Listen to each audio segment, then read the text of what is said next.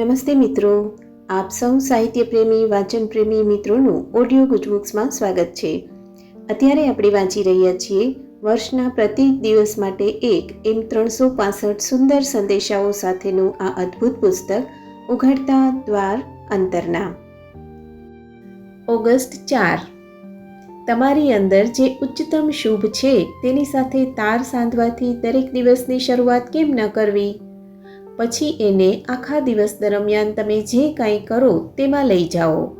તમારામાં અને તમારી દ્વારા શાંતિ અને પ્રેમના પ્રવાહને તમારા સર્વ સંપર્કો ભણી મુક્તપણે વહેવા દો. સર્વ માનવ બંધુઓમાં મારી અખંડતા અને પૂર્ણતા નિહાળો અને એમાં રહો.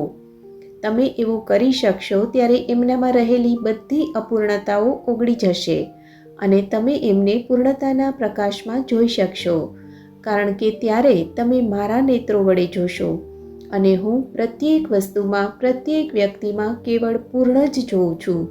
મને પ્રતિબિંબિત કરો, મારી સાથે એકરૂપ થાઓ.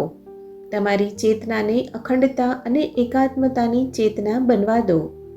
જાણો કે હું તમારામાં અને તમારી મારફત કામ કરું છું.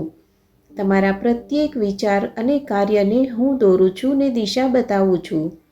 જાણો કે જેમ જેમ સંવાદિતા, સૌંદર્ય અને નિયમ તથા વ્યવસ્થા તમારા જીવનમાં પ્રવેશતા જશે, તેમ તેમ ગૂંચવણ અને અંધાધૂંધી બારીમાંથી બહાર ઉડી જશે.